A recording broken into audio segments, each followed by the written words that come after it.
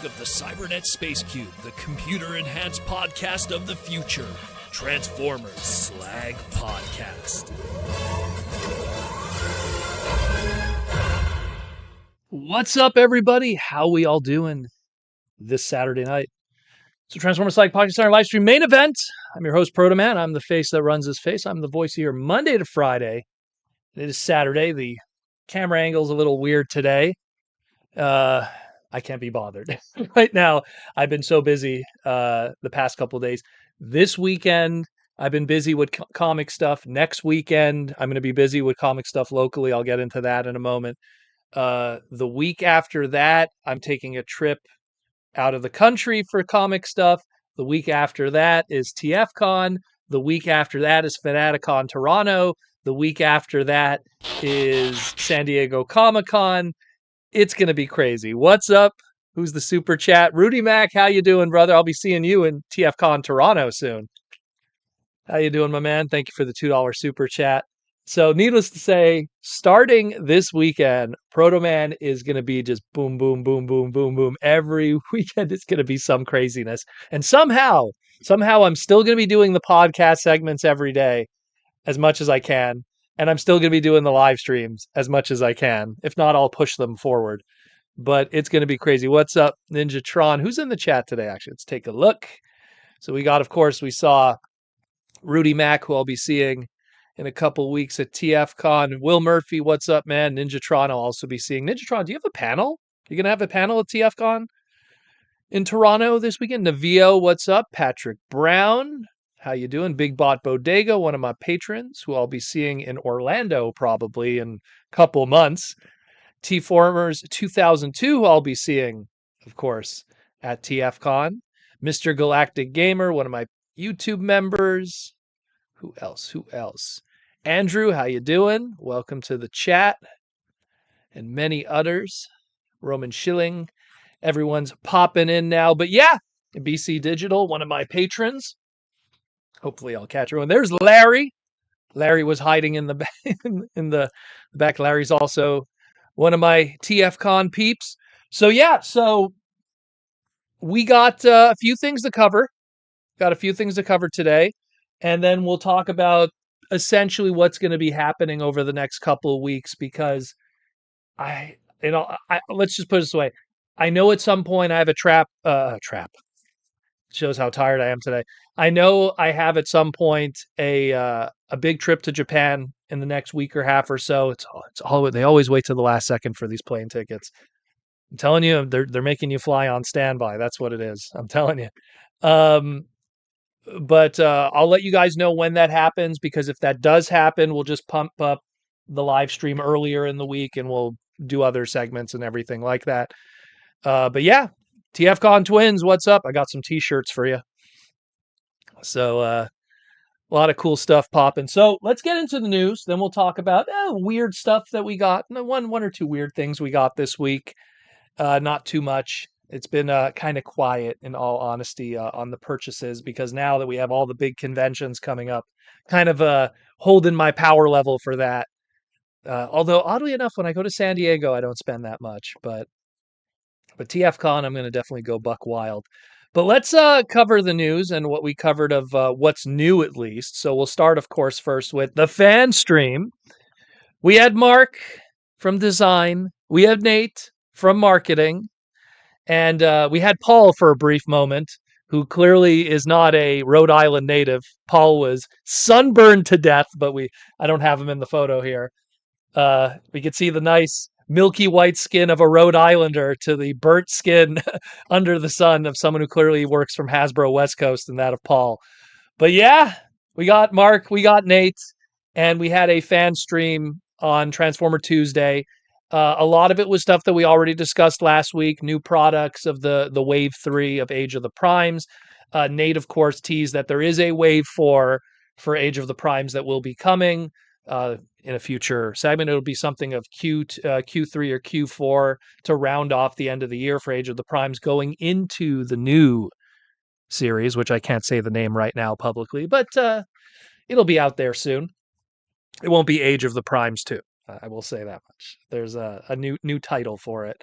But yeah, so there's this that's popping off. So they did show some new stuff, some exciting stuff, some interesting stuff. What's up, Victory? Some bizarre stuff. And we're going to talk about that because there was some new things talked about. First of all, let's talk about this cereal. So the old Ratstons was an old dead defunct cereal company back in 1985 did a Transformers cereal. And it had a mail away so you could get a G1 Jazz that it never happened because the cereal got discontinued 6 months into it. This was a time between like 1982 and I'd have to say as late as like 1988 when every brand under the sun had their own cereal. You know, even Ninja Turtles in the late 80s going into the early 90s had their Ninja Nets that make your cereal turn green. You had Pac-Man cereal, which was a personal favorite of mine. You had C3POs, which was the droids-based cereal for the Droids cartoon in the 80s. I could go on. And Transformers had a cereal too. Even G.I. Joe had a cereal. And this is an homage to that discontinued, defunct. If you were there, you were there. If you weren't, you weren't. I don't even remember this cereal. So I don't even know if it even came out in America. But I did hear about it throughout the years as a fan, and its mystique, the fact that it had a transforming box, meaning like you had a cutout from the box that made this like robot that reminded me a lot of the Renegades base from GoBots. But the point is that they've pretty much did the cereal thing. They did the box. They even did the cutout for the box. It has a lot of interesting lore on the box. When you look at the ingredients, it has all kinds of wacky stuff on there. And the cool thing about it is this core class jazz. I mean, the Optimus, hey, it uses a vintage G1 trailer mixed with the recent Legacy United toy Optimus with a new head sculpt on it. So it's still kind of unique in a small sense. It's more, I guess, toy accurate, the head sculpt. But the jazz is the big thing, primarily just because, hey, it's a brand new tooling. This was like, I have a feeling this was one of many core class ideas that were on the cutting room floor. And then, of course, core class got discontinued. And they're like, hey, let's not waste this. And through some creativity, this came to be. Obviously, we'll find out one day in the future what the true origin of this was. But I have a feeling it has a lot to do with that. You don't just make a brand new tooling of a jazz for just this, just for the cereal thing. So I think this was something that was kicking around on the cutting room floor, and they're just like, hey, here's a good opportunity. And I think it looks great. It's a fun little squat jazz figure that really invokes that of the original G1 toy. I mean, it's just pretty fantastic. What's up, Butters? Butters, you came down here. You going to come join us, Butters? Butters just came down. Maybe he'll come join us. Either way. But yeah, so looks great. Again, Nate from marketing afterwards posted a bunch of great photos to also show like articulation, how the transformation works, how he compares to, let's say, some other jazz products. In this case, this is the Origins jazz that they have here that they're showing us. And yeah, just some great stuff, man. Just some great stuff. I really dig it. What is that Ninjatron Mr. T cereal? Man, there was a bunch of others. Like I remember, if we're going to talk cereal for a second, I'm a big cereal guy. I used to always talk about on the live stream how I would go to the States just to get cereal. I remember back in the day, there was a cereal called, I think it was called Magic Middles. I think it was something, or Secret Treasures, some kind, where all of them had these corn outside, but the inside was these different neon colors of different flavors. So you didn't know what flavor you would get when you would bite into each bite. So it was like, oh, it's raspberry, it's blueberry, it's lime. And the only reason why I bought that cereal, and this shows how old I am, was if you mailed away on the back of the cereal, you had a chance to win a Nintendo. And this was like 1987, I want to say. And I just wanted to get a Nintendo. And so I remember I asked my mom, oh, I want that cereal, not telling her the real reason why I wanted that cereal. Most of us want the cereal for the prize inside.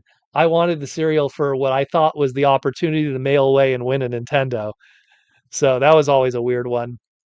Another one, I never saw the Nintendo cereal system. Like there was in Canada, for people that don't know, Canada has very strict health regulations with their food.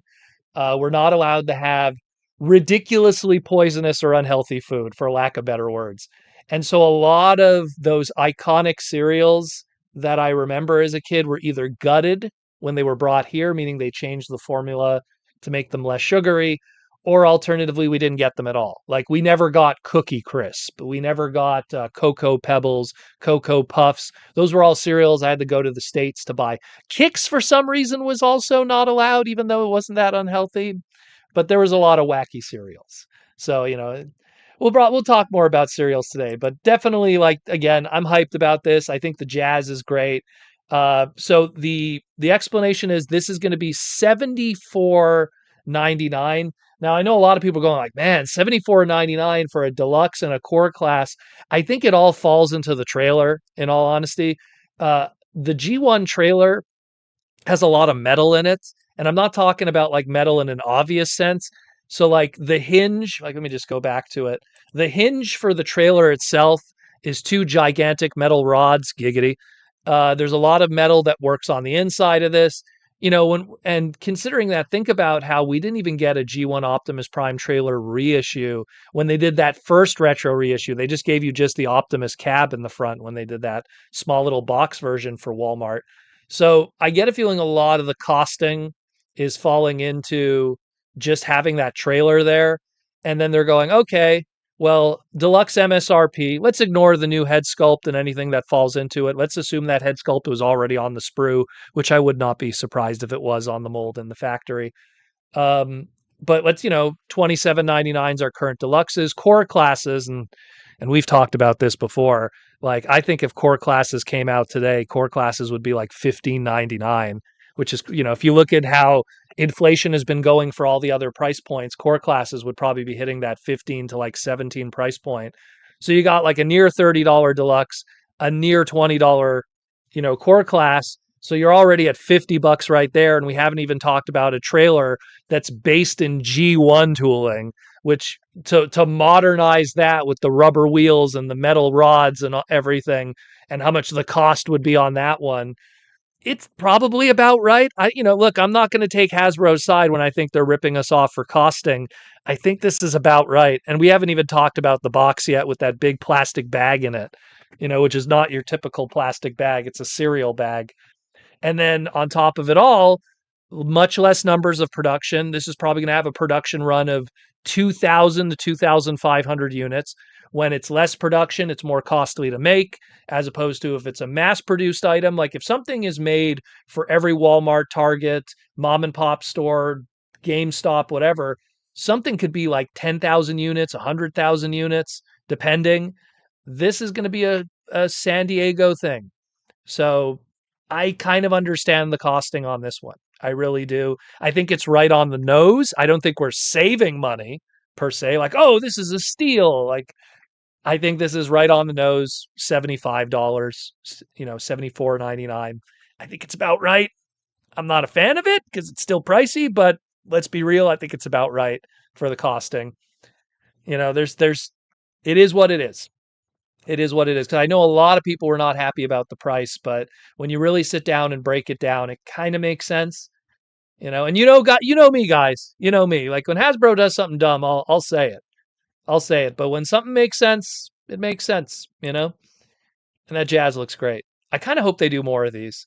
I kind of hope that they use, these kind of like little sets or whatever to be an excuse to kind of still make core class figures any way they can. So, well, we'll see. We'll see. Maybe when we get our new Minicon price point, because more Minicons are coming apparently. And then, of course, we got this absolute madness, this unit.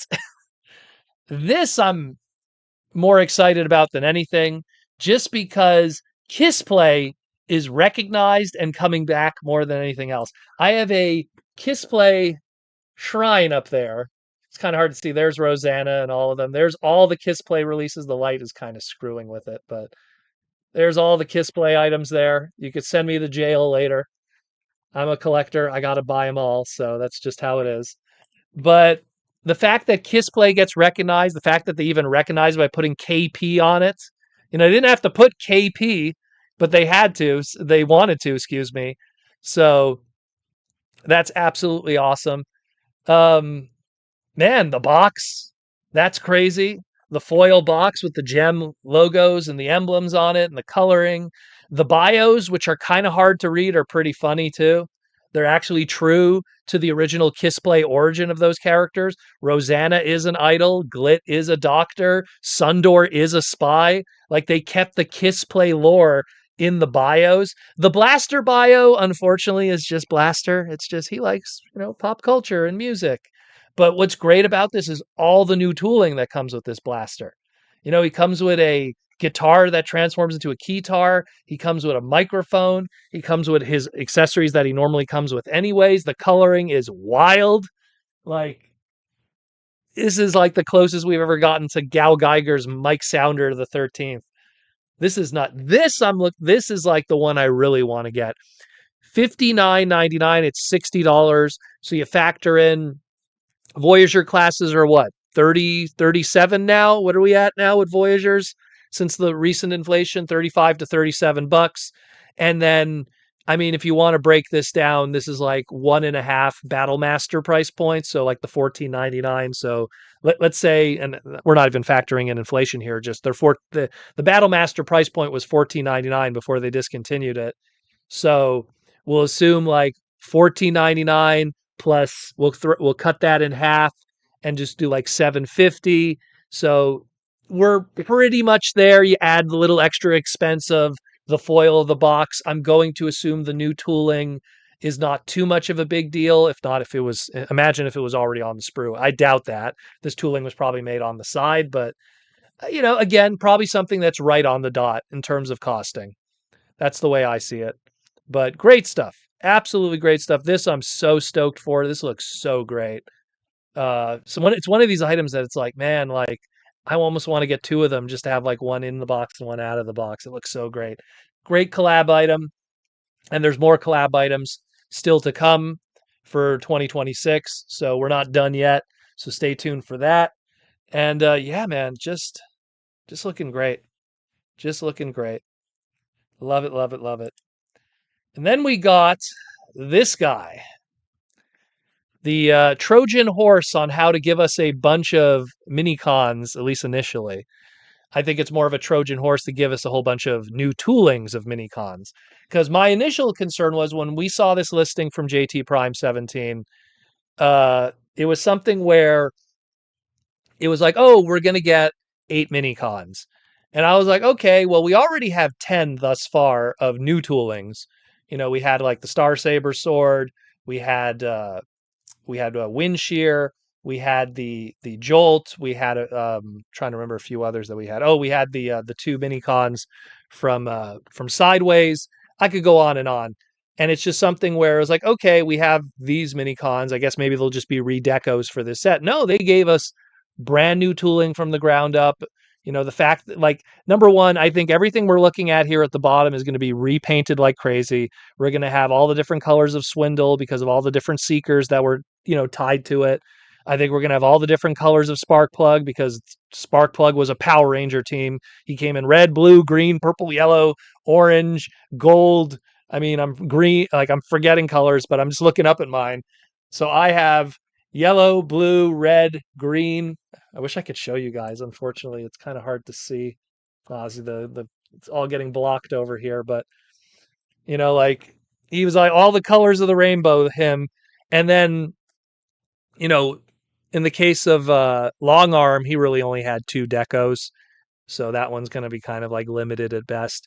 But then you got same thing, Leader 1, man. Leader 1, talk about some 3D chess with that one, because not only do you get Leader 1, not only are you going to have all the redecos of Leader 1, because he had like 5 different redecos, but then just having the Leader 1 trademark again, that opens the doors to more GoBot stuff. Okay, wouldn't you love to finally have some kind of redeco of one of the jets into Leader 1?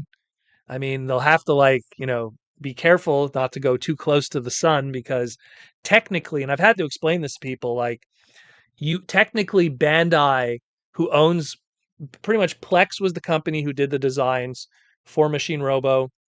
which led to Bandai and Popey. And it's something where technically Bandai could sue Hasbro if they go too close to what is Machine Robo. So Hasbro owns the rights to the names, but they don't own the rights to the previous designs. So it's something where they could do a jet.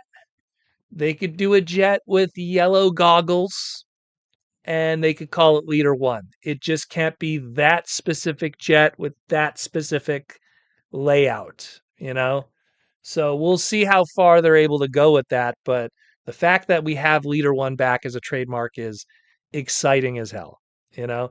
And of course, in the case of Hawk here, aka Windshear, no surprise that that was going to happen when we had the shattered glass version and we got the brand new tooling. We knew it was just a matter of time before that was going to pop off. And the Minicon, Darksaber, same story. The moment we got the regular colored version, of the Star Saber team, we're like, well, it's only a matter of time before we get the Darksaber. Maybe they'll retool it into the Energon Saber from Energon. Once again, another mold that had a zillion different repaints: orange, purple, green, yellow, like all the colors of the rainbow. So that's a nutty one. The one thing I know people were complaining, they're like, this one should have came with the Star Saber, and the Nemesis Prime should have came with the Dark Saber. I kind of agree with you with that, but I guess at the time that was their logic. But I guess with this one, do you want to have the one with all the clear plastic here? But this is cool. Very stoked about this. Again, Nate mentioned that there's more mini cons coming. This is just the beginning of it. How that's going to be distributed, we don't know. Is it going to be more box sets? Is it going to be done in 2-packs? Are they going to be distributed as pack-ins with other characters? We don't know, but we do know that more mini-cons are coming. So that's fantastic. So this Red Alert Minicon 8-pack is going to be $79.99. Once again, doing the costing here, it's like, okay, we got a Voyager class figure. And then I guess if you like, we'll go back to the Battle Master analogy. So if every Battle Master was $14.99 and we have 8 of them here, so that would be $14.99 times 4. And then the costing of a Voyager class of, once again, that $35 to $37.99 pricing. Once again, right on the nose, more or less. Not really any big savings, not really getting ripped off, just kind of on the nose of what the cost is for all of this. So this is on Hasbro Pulse right now, $79.99. Plan to ship out November 1st, 2026. Bring it on. Give me more of it. What's up, Bruticus and J.R. Mina? How you doing? Yeah, so that's that. That is that. Then let's get into some more recent news that we haven't covered yet here on the podcast. Let's talk about this rumor here. Apparently, Jason Fuchs, and that's how you pronounce his name. It was hilarious what I was seeing online. So many people were like, wow, we have the CEO of Hasbro is called Chris Cox, and then we're going to have the guy writing the next Transformer movie called Jason what? Jason demonetized my video if I say his name? No, it's Jason Fuchs. That's how his name is pronounced. He worked on he was a writer for the Minecraft movie, Wonder Woman. He did recently the sequel to the It horror movie. He did the Ice Age movie. This, I'll be honest, doesn't mean anything to me. The only thing that I could say positively about this is Jason was born in 1986. That means he was 10 to 11 years old when Beast Wars was out. Supposedly, this is a sequel to Rise of the Beasts that he's writing. So I'm going to hope, Jason, if you're listening, that you were that 10 to 11-year-old in 1996, 1997 that was watching Beast Wars, that has a nostalgia for it and a love of it, and hopefully will continue that love of it and input that graciously. Because I'll tell you this right now, I saw Wonder Woman, I saw Minecraft, and I saw Ice Age. I didn't see It. And I don't see a writing connection between any of these, like any kind of similarities. So I can't tell you if this is going to be good or bad written by him. I just hope that he has a passion for it and that he does it well and that he was one of those kids that were 10, 11 years old wanting a Cheetor figure. That's all I'm hoping more than anything. So that's the rumor of this individual. And we'll see what pops off in 2027. It's going to be celebrating the 20th anniversary of the Michael Bay movies. How time flies. How time flies indeed. So we'll see how we go into 2027 for a big year for our big movies and everything like that. But yeah, Jason Fuchs apparently is tied to the next sequel for a writer. So we'll see how that goes down. And then we got some more listings here. Let's talk about two here that we have. We have a Tra Cyberworld High Seas Hero listing. According to JT Prime 17, potentially a multi-pack that is going to be a Target exclusive. Now, we already know that the Transformers Energon Surge line, and more specifically its season 2 show, is going to feature characters that are underwater based. The main big bad, supposedly, of this season is going to be Soundwave and his underwater shark mode. And then, of course, we have the pirate Scourge that's a giant ship. So there's going to be obviously a lot of water elements that are going to be involved with that. So I guess the High Seas Hero little multi-pack might play into that. Maybe it'll be redecos of Alita, who's also a water-based character. Maybe even though Skybite is technically ground-based, he also has his water elements with being a shark. So who knows? Maybe it'll be redecos of those, because technically we didn't see any redecos. We saw a lot of redecos of a lot of past molds from Cyberworld,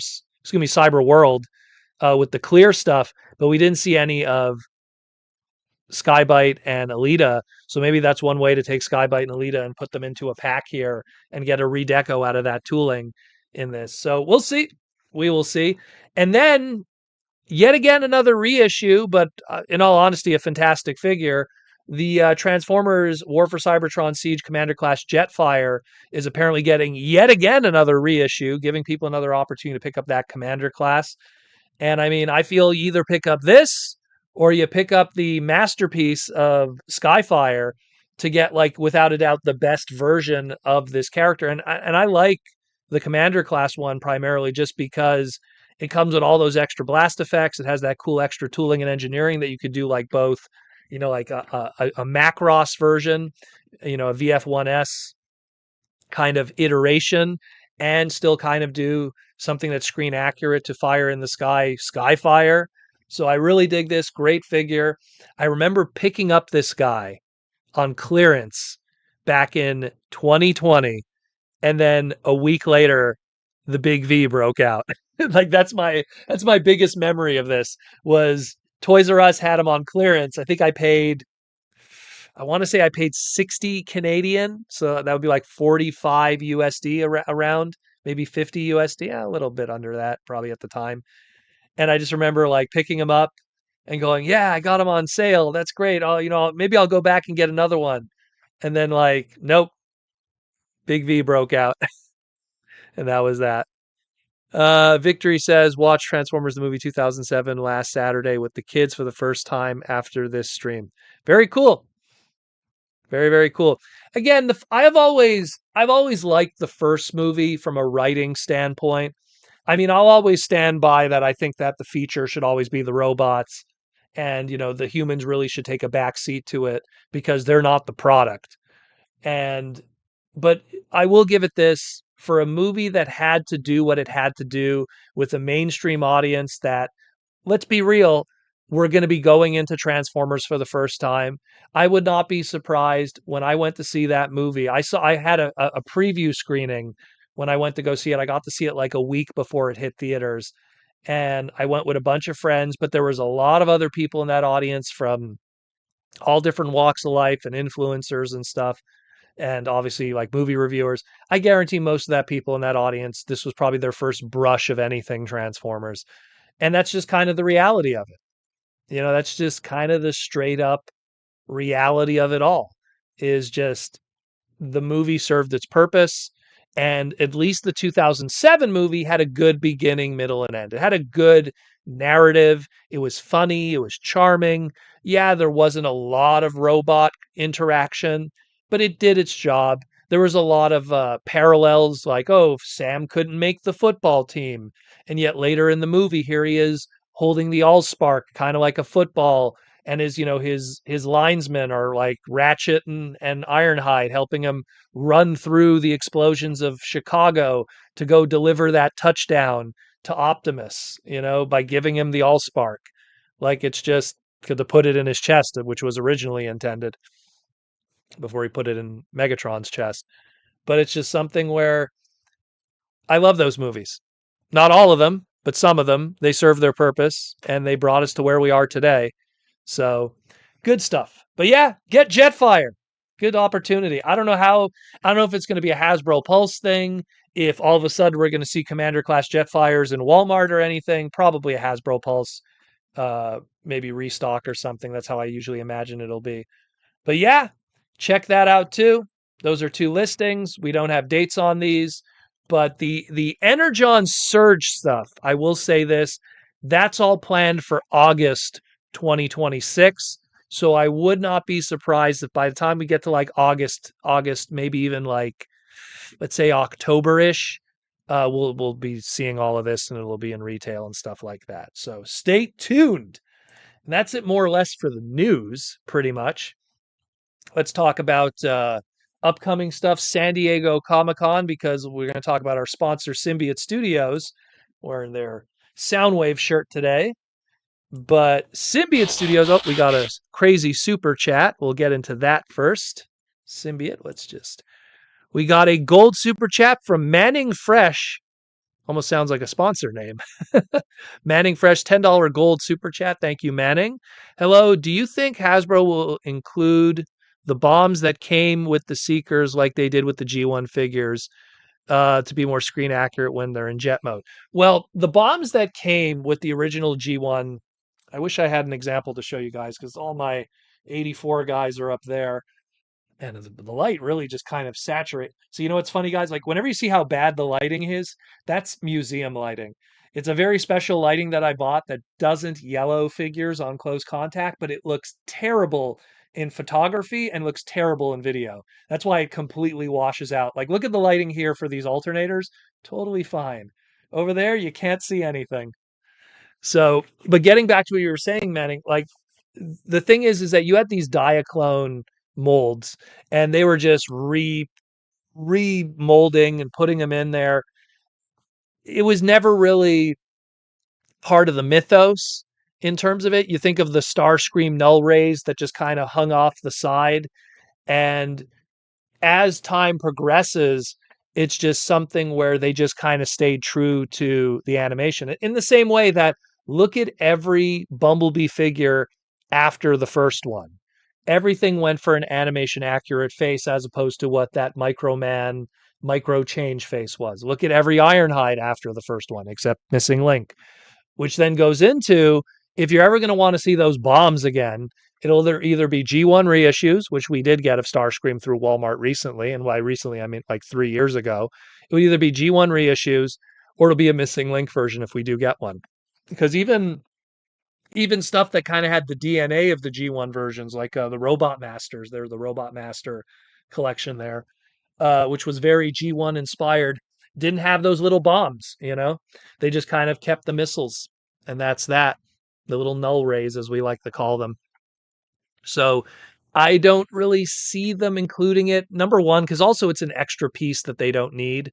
When you think about it, every time we've gotten a Starscream figure recently, from the Aaron Archer era when things were still kind of toyetic, it would be a spring-loaded missile. Since the Aaron Archer kind of exited the toyetic stuff, now it's just a single piece of plastic that plugs into a shoulder that could double as a gun, so they'll just kind of keep that. To then have something where it's like, oh, it won't be a single piece of plastic, it'll be a holster, and then you have interchangeable missiles or a bomb. I don't think they'll want to do the extra work on that. It just doesn't make sense to them from a business standpoint. And to only be toy accurate, it's something I'd see in Masterpiece. It's something I'd see in G1 reissues. And of course, the G1 reissue adjacent, the Missing Link stuff. That's the only other way I could kind of see it. Otherwise, from a costing standpoint, and again, everything's about show accuracy now. One piece of plastic plugs into a 5mm peg on the shoulder, or excuse me, on the forearm. And that's that. Mikey and Louie, what's up? What's up? What's up? But thank you, Manning, for the super chat. Super chat. Very good one. A gold one, too. So getting into Symbiote, plush pins and t-shirts. So San Diego's coming up. This is going to be their San Diego Comic-Con exclusive, the G2 Grimlock. I don't know how many units will be available. I know that next week I will have the stock of this available here. So I'll have this in person to kind of compare and show you how it looks and everything and some nice photos. And I will also have in stock here, we're going to have the in-hand of the Ravage here, the shoulder setter. Now, the good thing with this one is it's not a San Diego Comic-Con exclusive. This one is just going to be debuting at San Diego Comic-Con, and then you will be able to pick it up on their website afterwards to show you what a shoulder sitter is. For people that are unaware, I'm going to take the Catnip Bravo one. I'll take it off of Slag there. It's essentially you have a magnetic plate, and it just kind of sits there. And the whole purpose of it is that for cosplayers, wherever you put it under your shoulder there, and then it just stays. And that's how it works. And you go, hey, how you doing? You know? So that's kind of what those are. And obviously, they did a Laserbeak one first. And let me just put him away. Back on Slag. Go chilling over there like he always is. They did a Laserbeak one first. The Laserbeak one sold out like crazy. When they first debuted it, so they debuted it last year, the Laserbeak one at San Diego. It sold out on the Saturday. Then they did a whole bunch of other shows. Those sold out. Then they brought the Laserbeaks in great stock to TFCon LA, and those sold out like crazy. So needless to say, very popular, good cosplay item, good item to just kind of have when you go to cons and stuff like that. They're, a nice little thing. And now they're doing Ravage. So next week we'll hopefully have these in hand to show you guys. What's up, Aaron? How you doing? So hopefully we'll have these in hand to show you guys. Again, these will be debuting at San Diego along with the Grimlock. The Grimlock will be 100% a San Diego exclusive. And I hate to say it, it's going to sell out. All the San Diego exclusives, with the exception of Unicron, and that was primarily because that was during the Big V. All the San Diego exclusives sell out, so I highly suggest if you are interested in this one to probably contact someone who's doing the show or going to the show to be able to get one. So that's probably the best bet on that. And then, of course, they're also going to be doing a t-shirt that'll be at the show, a new Soundwave shirt with Catnip and Ravage and Laserbeak, kind of, again, continuing the shoulder sitter thing. You get Mr. Over here, you get the Ravage, you get the Laserbeak, you get a Soundwave shirt, and you're all decked out. I think this is the first blue shirt that Symbiote has done. I don't think they've ever done a blue shirt, but looking good. And they're going to also have brand new pin sets. So you're going to have all of these ones here, brand new pins. Again, Legendary 7 minus Grimlock and Megatron in this case. So you got like that one, and of course the Grimlock's here with all the others. The new Dinobot pins, those are looking great. These are larger pins, by the way. That's why on the bottom right there, we show a sizing example. Let me grab one of their past pins here. So this is like their Catnip Bravo pin. So they're much smaller standard pins. So these are a little larger. These will also be at San Diego Comic-Con. These will not be exclusive to San Diego. These will also be stuff that will debut at the show and then later on will be on the website. So check that out too. A lot of great stuff. Again, San Diego is going to be really hype. A lot of cool stuff there. They just announced that some of the Takara engineers from the past, from Transformers, as well as some of the modern ones like Shogo Hisui and Ijima-san, are going to be at San Diego Comic-Con. So it's going to be a pretty hype year. So if you can make it down to San Diego, it's going to be pretty cool. Big Bot Bodega with the $5 Super Chat Proto. Have you thought about if and how you're going to use Dark Black Zero? We'll definitely talk about that in a moment. But I will say this right now. That's so far away that I'm not even thinking about it.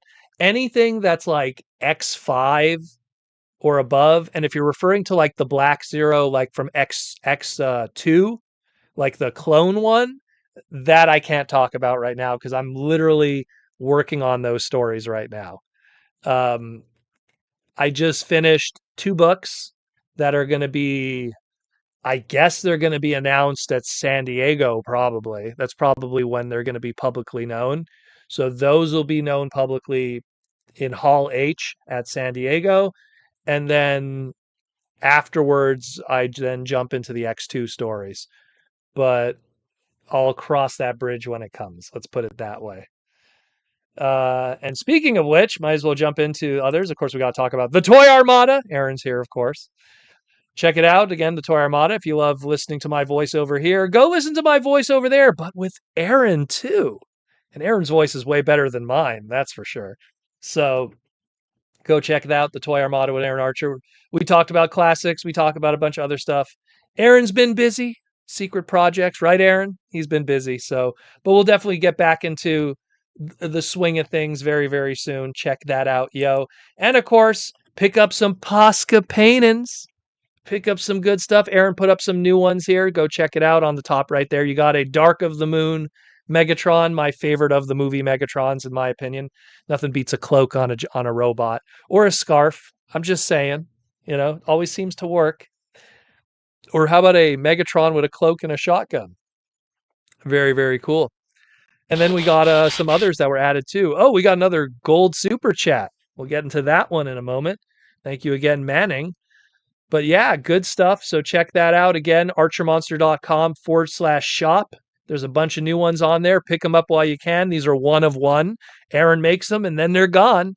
He takes the original. Here, let me show. I always like to show how it's done. The secrets of it. The secrets of it. So first of all, the reason why people always say, like, why doesn't Aaron use like new ones? So the new kind of material of instructions. What is this one here? This is the Authentics Elita 1, but it's the same kind of paper. So I have a whole stack of instructions here that I have to sort. So the Authentics Elita 1, it's because I have her over here because I bought her. That's why.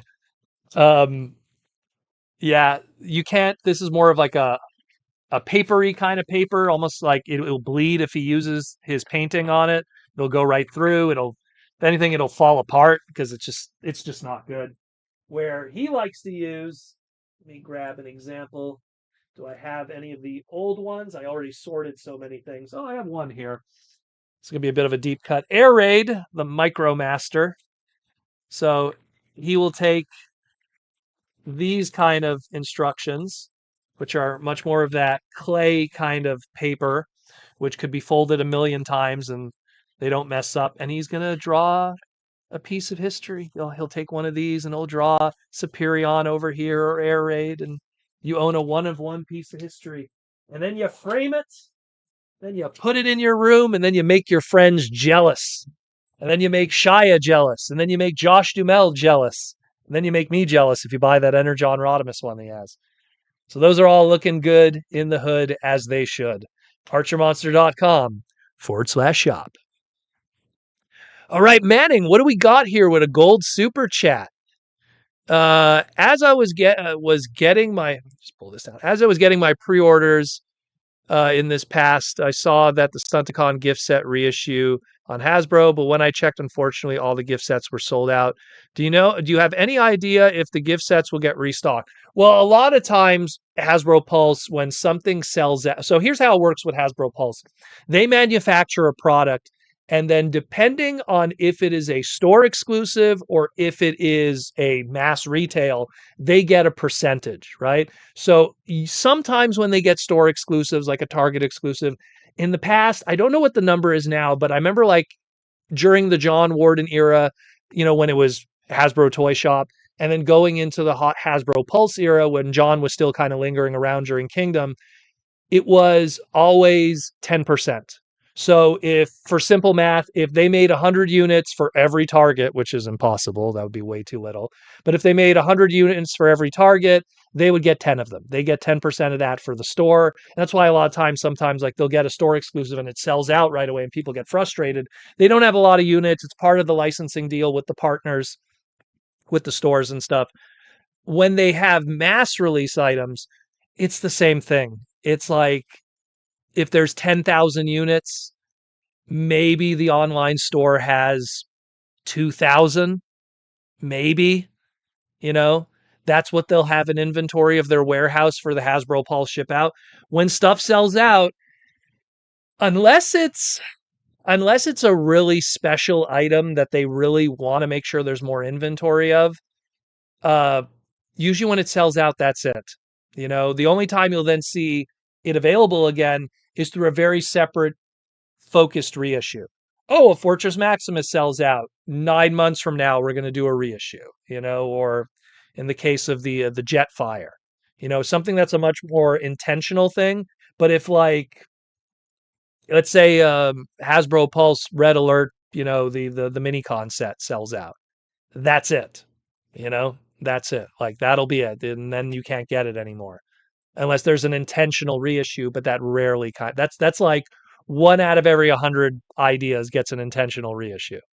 So it is what it is. It is what it is. So I would, unfortunately, if you're looking at the Stunticon gift set, and by that you're referring to the one that's the G1 colors, not the G2 colors that New Legends made, I would have to say, unfortunately, you probably would have to look, number one, at other partner websites, which are not sponsored, so I'm not going to say their names too vividly in any order specifically, but a Big Bad Toy Store, TF Source, an Ami Ami.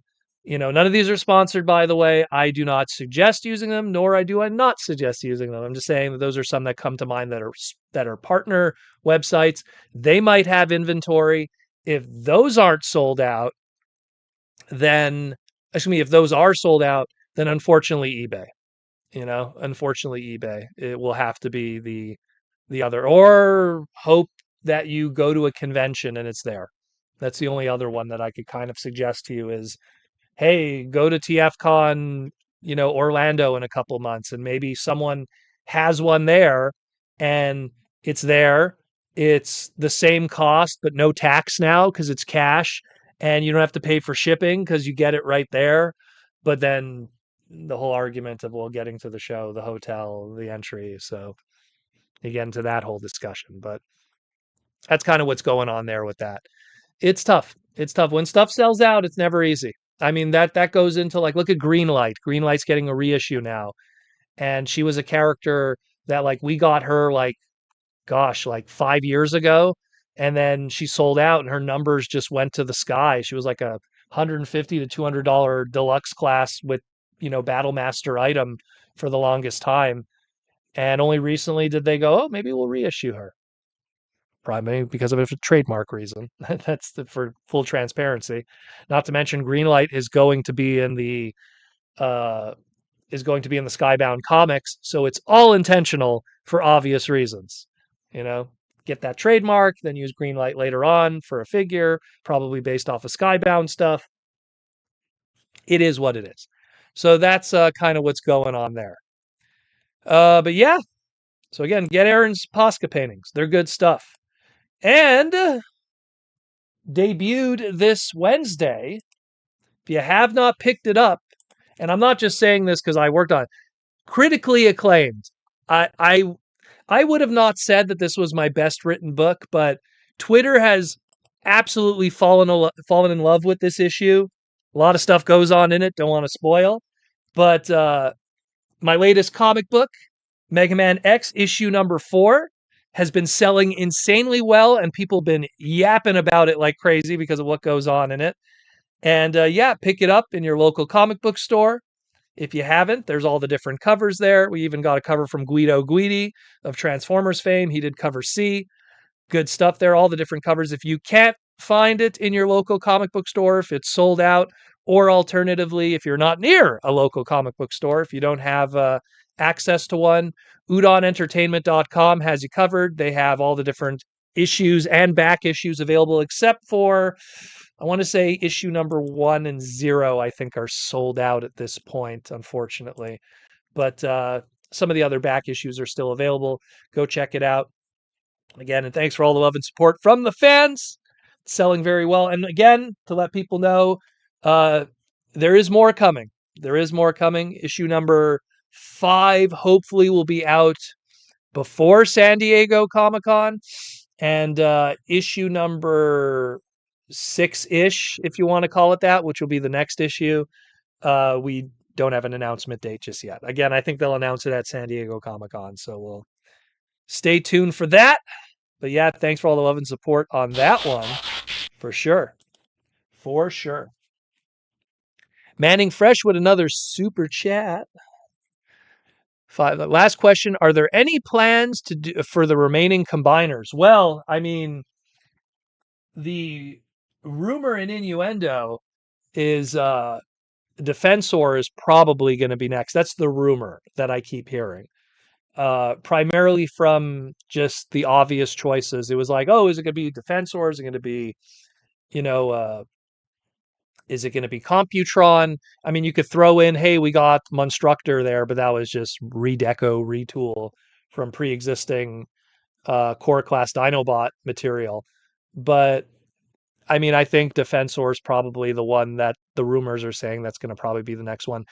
They're continuing to do the combiner thing. It's just the problem with combiners is the way that the system is now is you always got to dedicate a commander class price point for that centerpiece. That always falls into that. So, look, we're coming out of Bruticus. That's going to be done soon. Now that we have Vortex and Swindle in the ecosystem, that's going to be out there soon. And yeah, we're going to talk about some Protectobots probably. Not confirming it here. I'm saying like that's the rumors that I've been seeing online of the Streetwises and the hotspots and everything. But it's always about, hey, do we have that commander class slot open? Because there's a lot of good stuff that could be done with a commander class, for sure. For sure. But yeah, check out the comic. Thank you again, Manning, for the super chat. Check out the comic. And it was funny, while I was sorting stuff, I have like every book that I work on, I just put it in like this long box that I have of every comic that I've ever worked on. And I was just kind of like rebagging and boarding stuff. And I came by one of my first gigs, comic wise, professionally. It was Transformer Timelines. This was, I believe, number 11. Yeah. That was one of the first jobs that I got with Hasbro before doing all the bios with Combiner Wars. So good stuff. Again, thanks to Jesse and John and all the crew at Hasbro back then during that. I mean, I say Combiner Wars, but at the time it was like the late generation stuff going into Combiner Wars when that all kind of started. But yeah, good stuff. Good stuff. Good stuff as always. So yeah, there's all of that. And it's funny, I brought down, if anyone remembers, good old Liftor, because Nate was talking about, oh, they're gonna do more Minicons. And I'm like, man, like, what's my favorite Minicon? Like, what's the coolest of all the Minicons? Like, obviously Dualor is on there. I love Dualor. He probably will always be number one. But like, who else outside of Dualor? Like, who would be like a Minicon I'd really like to see? And it's like, give me Liftor. And it's sad because Liftor is such an amazing little Minicon. He's like a forklift Minicon. Like, let's just transform him there. His complex transformation, but like he's a little forklift Minicon. But he had like the coolest head sculpt. And the unfortunate thing is he was, he was tied to a less than popular sculpting. I don't know. I like Smokescreen. Aaron, who designed him, doesn't like him. But who am I going to argue with Aaron about it? But he had that nice little head sculpt with that like Saiyan Scouter kind of on one side. Very cool. He had good articulation. Look at that. He had nice little elbow articulation, knee articulation. Like, so, I mean, I'd like to see him get an update along with Dualor. Those are like the two I'd really like to see. Yeah, it was from Smokescreen. He was Smokescreens. Here's always the secret. What is the molded colors on it? Because they were always done together. So you got oranges, you got blues, and you got grays. But emphasis on the orange there, because Mr. Smokescreen was hella orange. Hella orange. But yeah, that's one that I wanted. But I mean, I'm curious what other people would want. Because I mean, I have a crazy Minicon collection. It's kind of hard to see. They're all there. They're all the Minicons. All of them. Again, the light kind of washes it out a little bit. But I'd like to see Dualor, and I'd like to see lift ore. Kind of the weird names too, the dual ores and lift ores. You think Aaron named them? Uh, but yeah, what did you say, Ninjatron? Lift ore is great because where else are you going to get a forklift? Well, we had Dark Revenge of the Fallen. We got the forklift. We got what was his name? Deadlift was his name. We got the orange one, which was an homage to Machine Robo, and before that it was Dirt Boss from Revenge of the Fallen, which was the more Constructicon colored one. But there's always room. If BotBots would have continued, we probably would have got a forklift again, knowing how BotBots was. But good stuff, good stuff. And the only other thing I got, I don't know if you guys will appreciate this, but so I went to like Chinatown here in Montreal, and every time I'm in Chinatown in Montreal, I always go like to the I'll call them the bootleg stores. That's what they are. It's the stores that sell toys that are always off brand, you know? And I always like to go into them because you never know what you're going to find. Bootleg Dragon Ball toys, bootleg One Piece toys, bootleg posters, like you never know what you'll find. Some of the craziest stuff that I own today of Transformers, I got out of those stores locally here in Montreal. Like I've posted on Twitter, I have a carded Cybertron Primus, and the card back, no joke, it's got to be 13 to 40 inches tall. This card, it's a humongous card back, and it's Primus all in red. It's crazy. I've posted on Twitter in the past. And so I always go into these stores because you never know what you're going to find. They're wild cards. And there wasn't much, but the one thing that caught my eye was these Korean StarCraft stickers based off of StarCraft 1. Now that's a deep cut. So StarCraft was a 1995, 96, 97 RTS, real-time strategy game. If you were a PC gamer back in the day, these are Korean stickers of StarCraft. They were $1. I was like, why not? Snell World with a super chat. I'll get to you in a moment, Snare One. I was like, okay, that is wacky. How often do you see StarCraft merchandise, let alone StarCraft merchandise based off of something from 30 years ago? 30 years ago. So I picked that up. And that was it. That was it. That's all I picked up. Nothing else, unfortunately. It was slim pickings this weekend. No new stuff at Walmart. No new stuff at Target. At Toys R Us. Nothing that really caught my mind, So just kind of that. Snell World with the $5 super chat picked up 2 Gigastorms. Are there any chance for Metro Titan Grand Maximus? Well, I will say this, okay?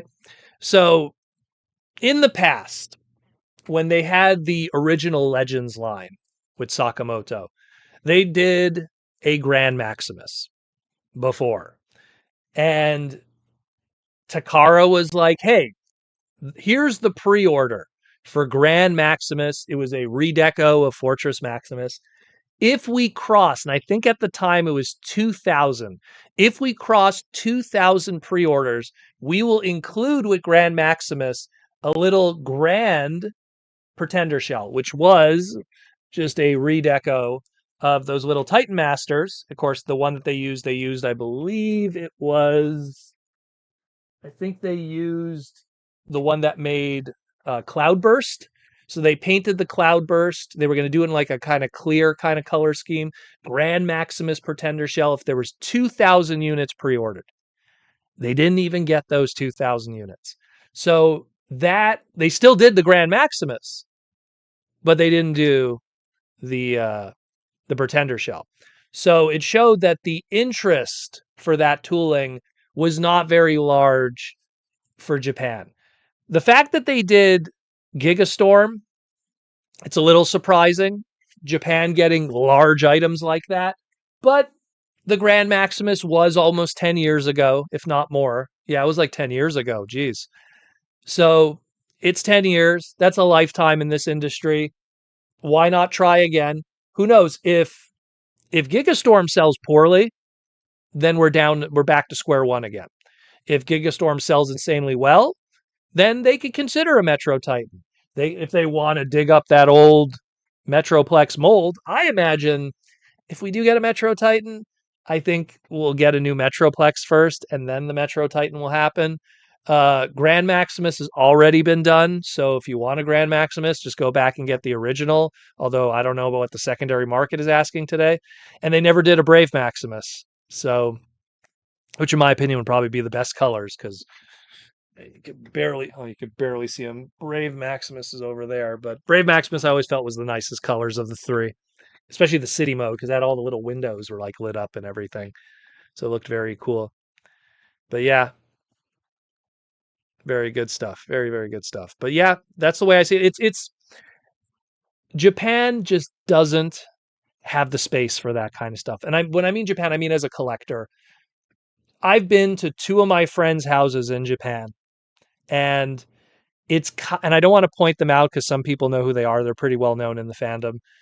Um, it's kind of depressing the way their collections are. Like we behind me would be a dream for them. They literally, like, one of them, they have all their Transformers, like they have like a clothing drawer, right?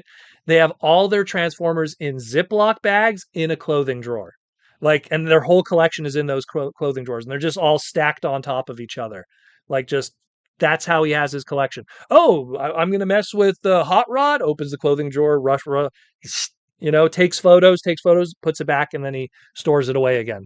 Like, that's literally how he can have his collection, because he just doesn't have the space for it. He lives in a 2.5 apartment in Japan, and he's lived there for a majority of his life. The other one kind of had some opportunities to have good displays, but then once he got married, well, that was the end of that. There just wasn't space for him, his wife, and his child to also have the craziness here. Like if I lived in New York City, you think I'd be able to do all of this with the way, rent and housing is over there? So it's something where, Japan is very scale sensitive when it comes to these products.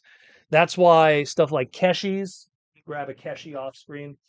That's why Keshis are very popular with them. Small items are always very popular because they're collector friendly for their environment. That's why Gashapon is huge over there.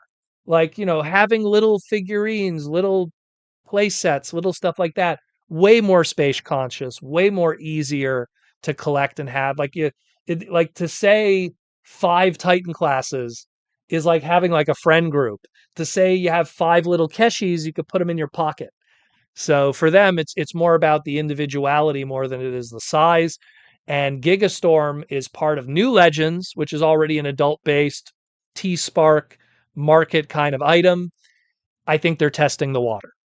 If people want to buy big guys, that's great. Because I'll be honest with you, the Arc, the Nemesis, the recent other Titans that we had, the Tidal Wave, those had little to no footprint in the Japanese market. Did you have opportunities to pick those up if you were a Japanese fan? Of course you did, but they were so small in terms of their market availability compared to here in the West. So because who has the space in Japan? Like I'm just imagining my friend's apartment building and going into his apartment and going into his living room, and I'm just thinking about it. It's like, where would you put a G1 Fortress Maximus?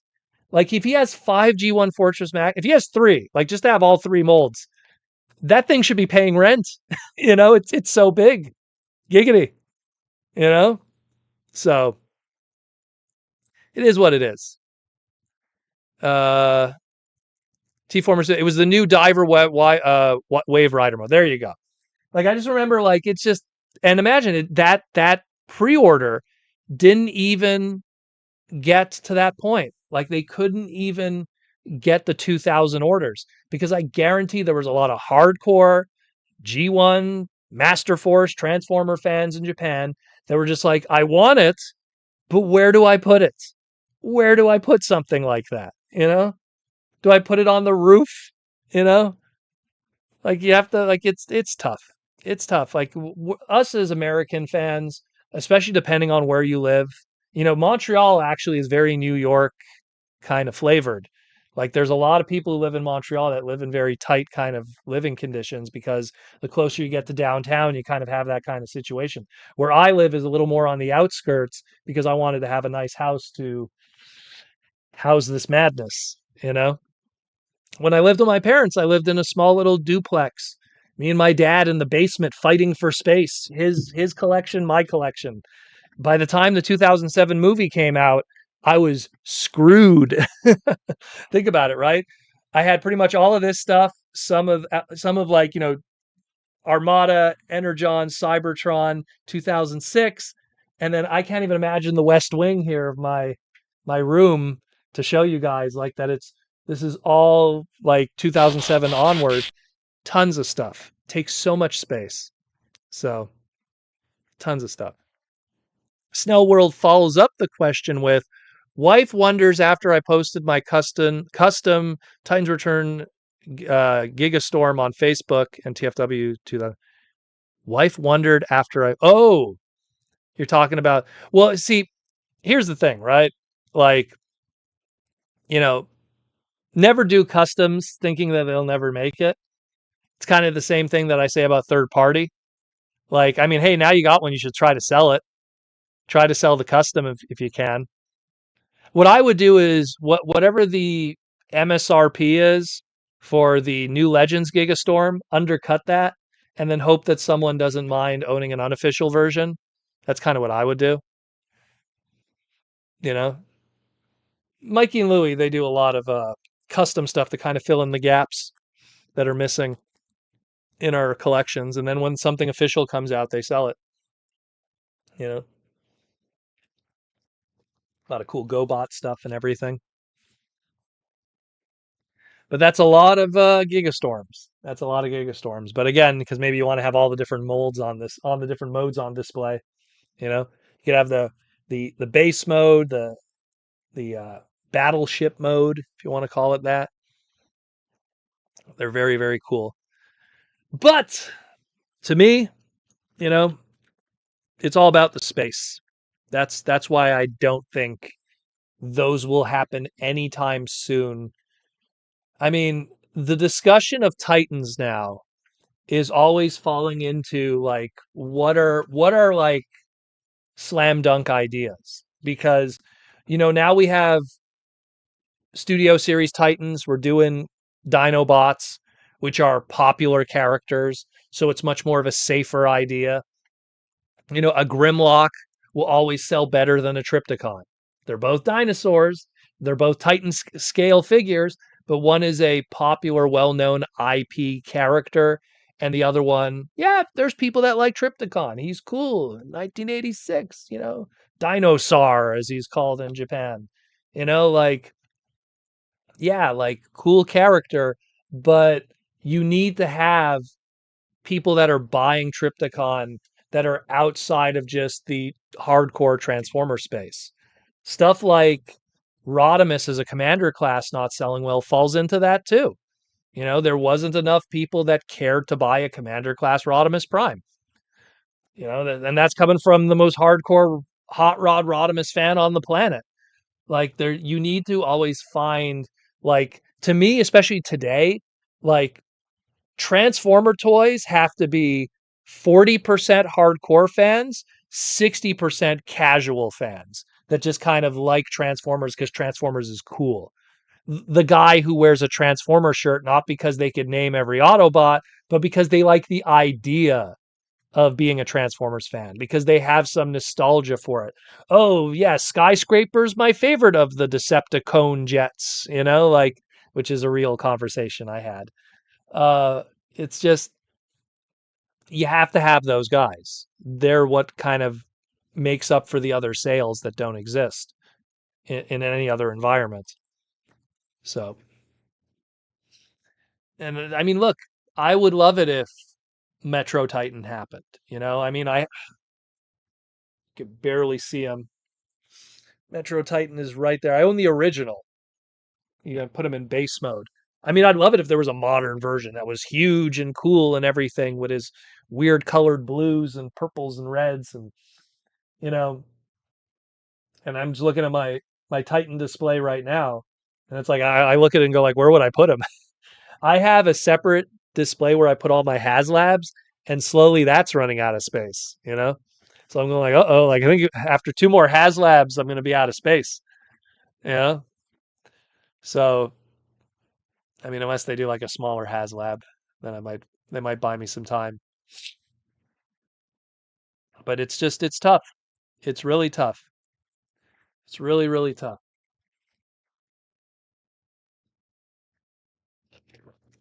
Spaces has always been probably the biggest villain in any toy collector's life. Space has always been a problem. It's crazy because I have space, but I always look at like one day I'm going to run out of space and I don't know what I'm going to do. Like there's no answer because I bought a house with the intention of like, oh, I will have unlimited space. And I bought this house in 2008, 2009, not knowing the deluge of Revenge of the Fallen product that would come afterwards. So I was like, oh, I'm good. I'm good. Everything that ever existed could fit right behind me.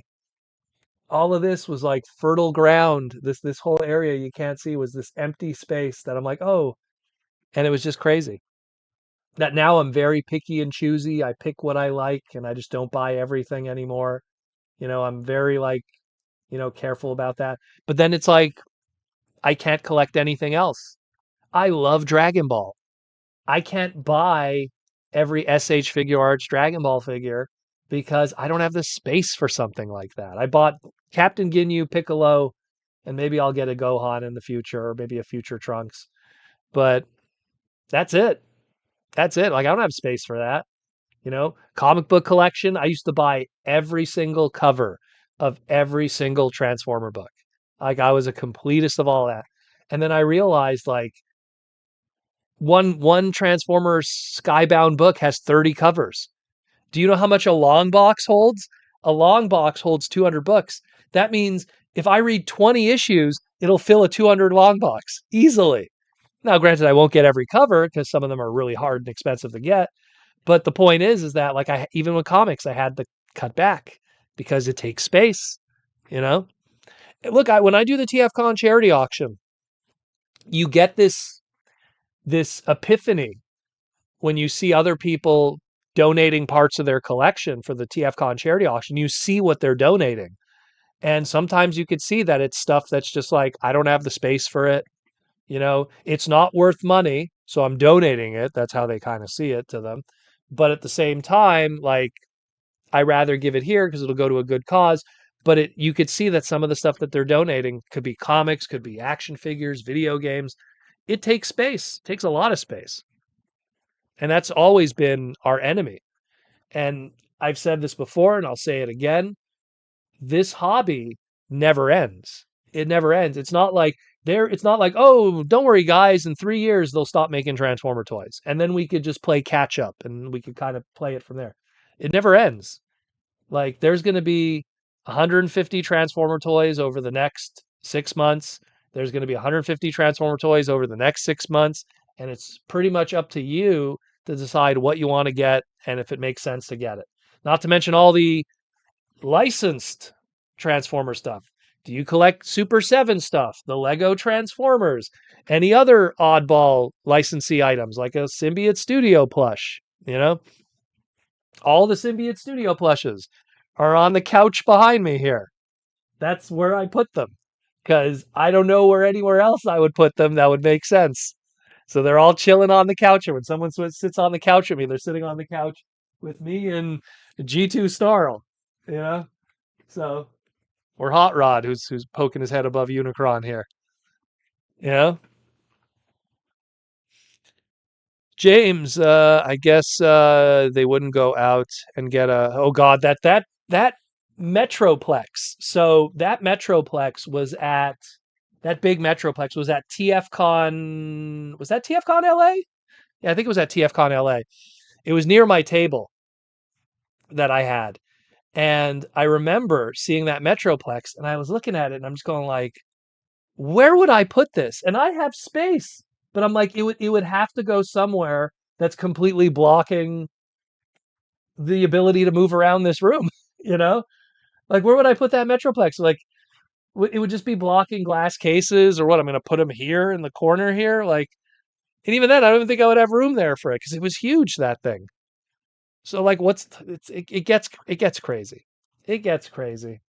I mean, when I got HasLab Unicron, and then I got the HasLab Unicron upgrade kit from Bin Studios from Mikey and Louie that makes it have 2-in-1. And now I had HasLab Unicron in both modes. And then I went, oh my God, like planet mode takes so much space. So I literally built a custom shelving behind my couch that the HasLab Unicron in planet mode sits on, because there was nowhere else that it would sit that it would not be a waste of shelving space. So it's just something that, it's always been kind of that fight. You have to figure out how to collect in this hobby, not reach a point where it's affecting your life from a comfort standpoint, from a hoarding standpoint. uh I don't want to name names, but there's someone in TFCon staff that, you know don't worry, Larry, it's not you, it's no one from Montreal. um Someone from TFCon staff, I remember I went to his house and it was just like he had so much stuff, not just Transformers, but like everything. And it was like, where does it go? Like, and he lived in a very small apartment, and it was just like, and he had no end game. It's like he didn't know where this stuff was going to go, and he had no intention of selling it. So it's like, it's a tough one. It really is. It really is. And, when you think about, like, I've been lucky, it doesn't affect my relationships or anything, because I keep it in check. This is all nicely museum curated. So it's, to a woman, at least it looks normal-ish, as we could call it. But you have to always rein it in a little bit, control it. Don't go too crazy. Sometimes people buy way too much, and then they look at what they have and they go, why do I have this? I always say, if you're not a crazy completist, go the upgrade route. You know, oh, this isn't a good Cyclonus anymore because there's a better one. Get the better one. Get rid of the old one. You know, because if you're someone like me, one, two, three, four, five, six, I think. Oh, seven. There's the Combiner Wars one. I have 7 different G1 flavored Cyclonuses. And technically, a smart person would only need one, the best one, you know? But no, I got to own the original, the Target Master. I got to own the 3 different versions that they had from Classics, well, Universe 2.0. Classics Universe 2.0. I have to own the Combiner Wars one. I got to own the Oh wait, I also own the Target Master from Generation Selects. I just caught it in the corner of my eye now. So I own 8 of them. 8 Cyclonuses. I don't even like Cyclonus that much. He's an okay design. I think he's cool, but he's not like, oh my God, to own 8 different versions of him. But I own 8 different versions of Cyclonus. Now, if you put all those 8 together, that takes about as much space as like a large, soccer ball or a medicine ball. That could be anything else that it could take space. So you always got to think about that. You always got to think about that. James, I have a third of my collection in storage due to space issues. My wife hates my collection. A lot of guys that I talk to, they have that problem with their significant others. And that gets into the gender theory of toys. I've talked about this before. I actually did a segment about it a long time ago, because, and I know, look, there's going to be a crowd of it. Oh, Proto Man, you're being sexist. I'm sorry. Women and men have a very different approach when it comes to toy nostalgia. It dives all the way back to what women grew up with. Girls had Barbie, Easy Bake Oven, Dress Up, House. The stuff that they had growing up, let's be real, were stuff that they grew into as an adult. Yeah, you're going to have that one girl. No, I played Nintendo and I loved Transformer toys. Hey, great for you. But we're talking the majority of the audience here. We're talking James Hopkins' wife here, like, they grew up with an easy bake oven. They don't need to go out and buy an old easy bake oven to reenact their childhood. They have a real oven in their house. You know, they don't need to buy a Oops-a-Daisy baby or a Cabbage Patch Kid or whatever to have that nostalgia. They have a real child, you know? And I could go on and on. Playing house, Barbie is dress up, makeup, Bratz dolls, you know, all of those things. Very different.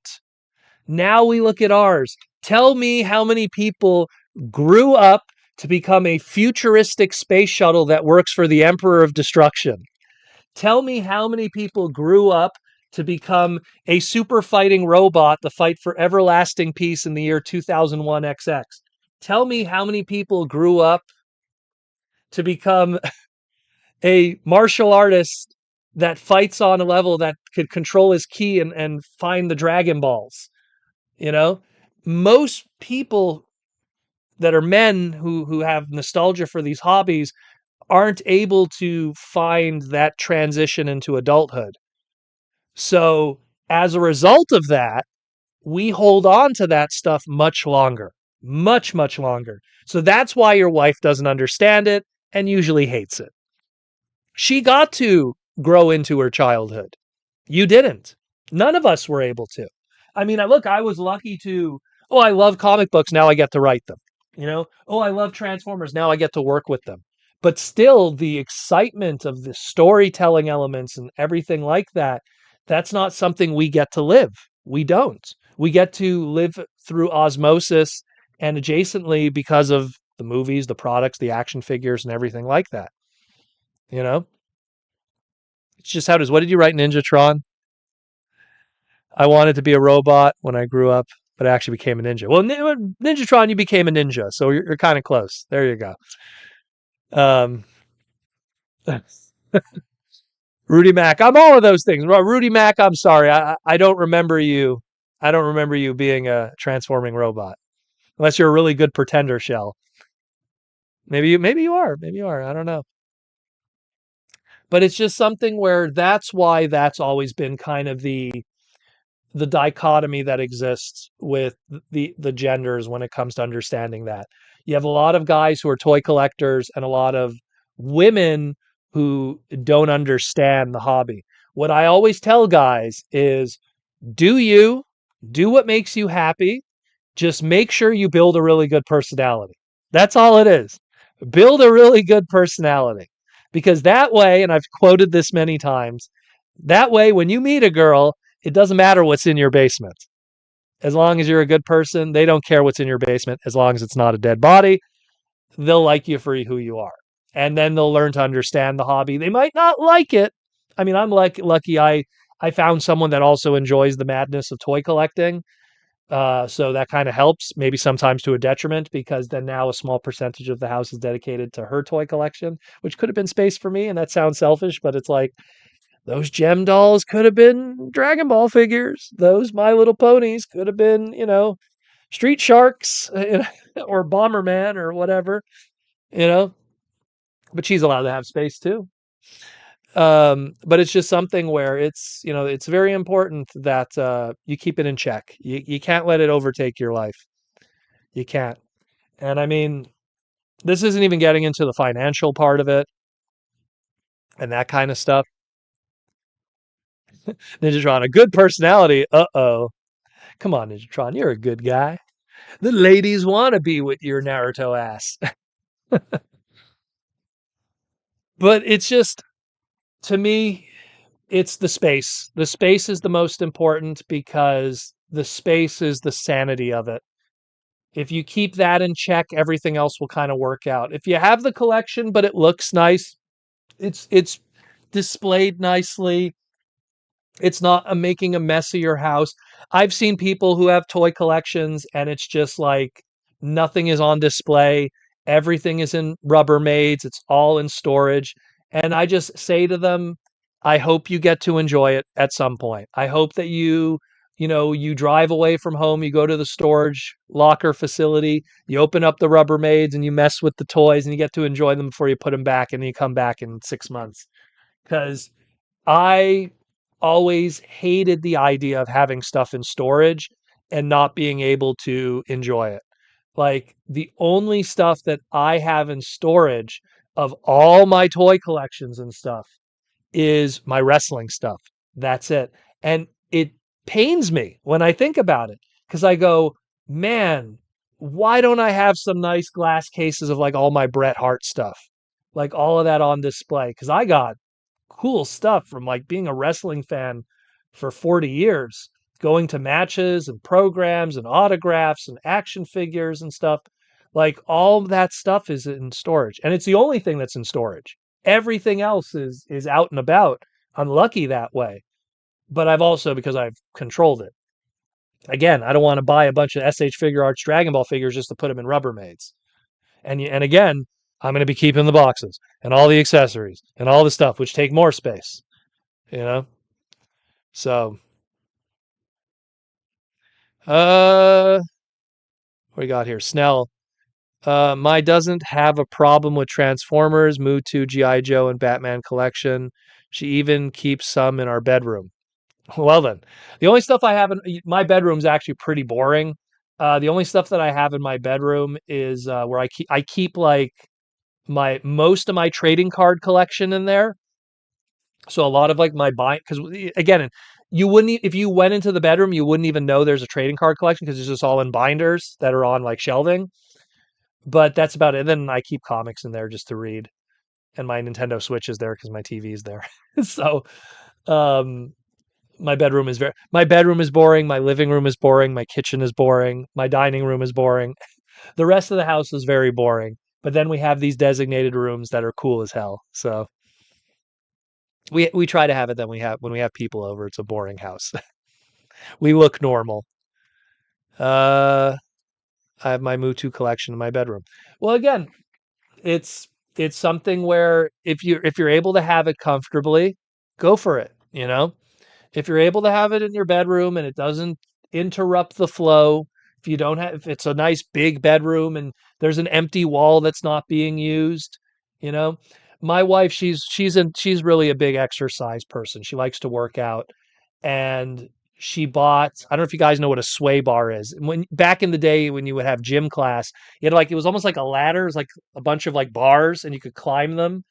So she has a sway bar on the wall of one of our walls. And I remember when she installed it, I said to her, I'm like, that could have been shelving, for books or whatever. And she has it there and she uses it for her working out and stuff. She does chin ups and we use it sometimes as clothing hangers because that's what inevitably happens with the top sway bar. It ends up becoming a clothing hanger. But, you have this thing where if you have the extra space, use it wisely, you know, my father always used to say, don't waste a wall. If you're gonna put a poster on a wall, could have been shelving, could have been a bookcase or whatever. Poster, you put it on the roof. No joke. I mean, guys could barely see it. It's hard to. Well, you can't see it because there's stuff in the way. But they're all behind here. All my Transformer posters are either on the roof or they're on doorways. Like if you open up a door, like my '86 movie poster is on the door for this room because you can't put a shelving on a door because all the figures would fall off every time you open the door. So, but that's, don't waste a wall. Always use your walls to the maximum. Every wall in this room has some kind of, except for I have a wall above the crawl space, which I can't hang shelving because there's a ventilation thing there. So I put my Aaron Archer Posca paintings on it.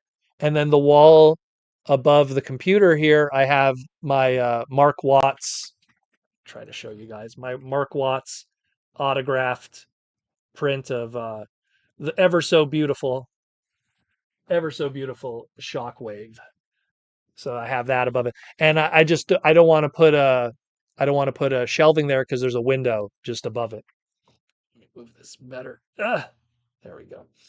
I wanted to because there's a window there, and yeah, I always worry about yellowing and sunlight and stuff. So don't want to put any figures where sunlight might be happening and heat. Uh, the Mewtwo and Transformers stuff is in our bedroom is usually when the stuff and a while it transitioned to be a display in the basement. Well, I mean, that's what happened with me when I lived with my parents. We had a duplex. It was a relatively small house that we lived in. Um, we didn't have a living room. Just to give you an idea of how small our house was, we had my sister's room, my bedroom, my parents' bedroom, the hallway, a bathroom, and a kitchen. We didn't even have a living room. We didn't live in exactly, anyone who knows Côte d'Ivoire in Montreal, it's the ghetto. It's not a great place. It's better now. It's been gentrified since then, but back in the day, it was a little rough. And we didn't have a living room. Like, no joke. Like, my Saturday mornings many times I had memories of going into my mother's and father's bedroom to watch TV, to watch Saturday morning cartoons. We ended up getting an opportunity to have the basement become a den. So we had an access to the basement of our duplex. So we turned it into a living room per se.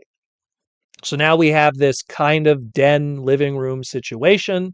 Yay, now we could put up a Christmas tree and have a legitimate family room where we have the TV and the Nintendo and the computer later on. When we got the computer, we put the computer in there, big desktop computer. And when I got the internet in 96, I was living in front of that computer. And then when I joined the Transformer fandom, the online Transformer fandom in 1996, I brought down my Beast Wars toys. I brought down my G1 toys. They were around me, around the computer. And then as the collection grew, imagine, there was a time when all of this, my whole collection could fit on the top of this tower, this computer tower. I had all my Beast Wars guys, my Micromasters and Blaster, they were all on top of the tower. And then as the collection grew, I got more Beast Wars toys. I was tracking down old G1 toys. I would start displaying them. We had like a bookshelf in our living room where we kind of had VHS tapes. So I started displaying them on there. And as it grew and it grew and it grew, and then my dad made a comment. He said, "My God, it's like you live down here." And then I said to him offhand, I'm like, "Hey, and I'm a teenager at that point now. I was like 14, 15, 16. Could I like move into the basement and this could be my bedroom? And then you guys could have a living room upstairs. Like now you don't have to go in the basement. You'll have like they could take my room and turn it into a living room." And I moved into the basement, turned that into my man cave. The rest was history. Uh, and mainly because the computer was down there too. So I had my computer near me at all times. But that's kind of the story of that. Uh, did I see the Mutu movie? I have not seen it yet. I'm not a big go out to movie theaters kind of person. I mean, I'll go out to see a movie if it's something I'm really super excited about. Like I saw the Mario movies, the Transformer movies, certain Marvel movies. I skipped some, but like anything that had Thanos, like I love Wolverine. I love Wolverine. Love Wolverine as a character. I love Wolverine comic books. I never saw any of the Wolverine movies in theaters. I saw some of the X-Men movies in theaters. I'm not a movie person. Like to spend $14 to $20 to sit in the movie theater, and it's just like, I'll wait. I'm in no rush. I don't have FOMO.